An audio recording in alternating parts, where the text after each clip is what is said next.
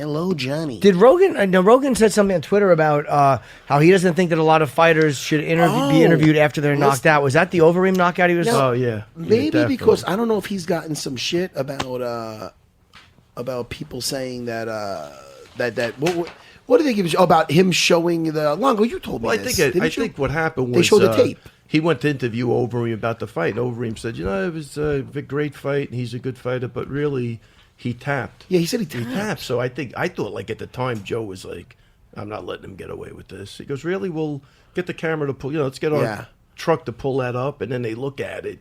You don't see the tap. And Overeem's just looking.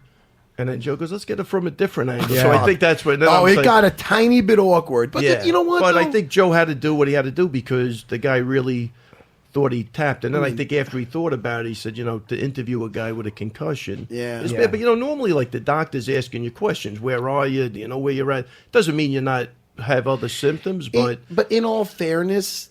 Overeem's a little cocky anyway. Yeah, he's very cocky. I'm being listened to. So we don't really know. Was it the concussion? Was he being cocky? That's the interesting part. But I thought Joe had to show that tape too, because if a guy says that in the interview, you're not doing your job if you don't say, well, let's see it. I didn't think Joe was challenging him. I thought Joe might have said, well, fuck, man, this will be something to talk about if we missed it. But you know what it is. I think when you're looking at it, you kind of.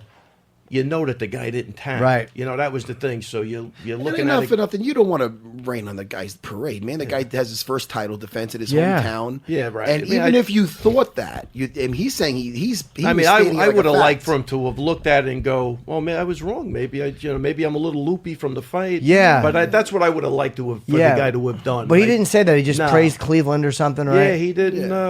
It's just like he couldn't let the guy have the victory, man. And it was a really great fight back and forth that any guy could have won, and Stipe, I think, just had the greater will to win in that fight. Were you surprised he got knocked down? I was surprised to see Overeem put him on his ass. Surprised he got knocked down, and he went down. So I thought the fight was going to go like it was going without the knockdown. Not only that did he go down, but when he went down, I wasn't as nervous as him going down because he looked like he went to bounce right up. But the guy, Alistair Overeem, has phenomenal guillotines. Yeah, he's got great guillotines. Did he get? I believe he got beat the belt for a guillotine back in the day. Yep, he's gotten a few guys, but he's got very good guillotines. So when he ramped up Stipe's neck, Stipe was very smart to make sure that he could pass the opposite way. You follow me? Mm-hmm. Like he can't pass the same side his neck is wrapped up. So Overeem went to sit and put him in guard to lock him up. And if he would have locked him up, chances are 9, that he's fucking caught. So what happened was you see him get the grip and you see him pass to the opposite way before he's able to get that grip.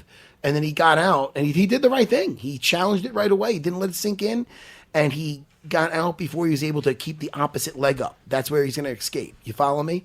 Like if I got your neck wrapped up with my right arm, you're not passing to my right. You understand? You're going to have to pass the opposite way. Right. So Stipe went to lay down and lock him up with his legs around his waist. He passed that way before he was able to lock him up. Right. I'm trying to demonstrate. But I know what you mean. But that's why I like, when you knock a guy down, I say just let him get back up. Because when you're on Queer Street like that, you're giving the guy like 3 or 4 good shots now where you're trying to get your equilibrium back. So I think it kind of backfired too, even chasing him down there. Did you notice that too when he jumped out? At one point, Stipe jumped back up and he threw a couple of punches and it looked like he was still wobbly. Was it after that or no? That was later in the fight, right? Yeah, because when he got knocked down the first time, Overeem jumped right on his neck. But that's what I'm saying. At that point, Overeem probably should let him get back up, see if the guy has his legs, and then try to finish it that way. What I found was interesting with that fight is that how it ended was not on the feet. He put him down. And he's, is he a big ground and pound guy? He has some ground and pound, but usually he's banging, he's slaughtering people upstairs. Yeah, you know what's funny about that too? And let me just interrupt you because it goes back to the St. Pierre fight. If you remember, the night he beat St. Pierre in Texas, Luke Como had fought Josh Haynes. Yes. And he hit Josh Haynes with an overhand. Oh, man. And I go, get at it, back off. Yeah. And Josh Haynes grabs the ref's leg. He doesn't know where he's at, so he grabs whoever's closest to him, and they had to stop the fight because Luke was back. So when I went back to the dressing room, I go, Matt, if you get this guy in trouble, don't follow him down because he'll give him a chance to hold you and to get his wits about him. And then look what happened. He lined him up, and everybody even said that too. Once you got him hurt, you just followed And him that goes around. back to my fight with Carol Parisian too, when Yeah. I went and ate Yeah. shit when I had him on. Yeah, definitely. When I had him on weak legs and wobbly legs, and I just shot my load trying to finish him, and then he weathered it. And Yeah, fight was close to being finished, though. thank God Oh, it my didn't, God. though, because that led to when I lost to that fight with Carol Parisian, that put me in that Ultimate Fighter house, with Right. and that led to See, me. everything fighting. happens for a reason. And I'll tell you, when I lost, it was a very shitty feeling because I had like an East Coast curse. I lost all my fights here. I love Vegas. That's why I love Vegas. I told you, the only fight I ever lost in Vegas was Hughes, and like I said, that don't feel like a loss. But You lost to GSP. That was in Montreal, right? yes, thanks for bringing that up. Want to kick me in my fucking balls That's what while you're at it? Fucking shit on my head. Right back to the fetish stuff. Anyway, just bum me out. So wait, He's out. You just ruined him. You ruined me. Jimmy, You fucking Well, you ruined were- me. you were talking Jimmy, about look at losses. me. We lost him. He was talking about Trust me. losses. We No, lost no, him. it's okay. It's okay.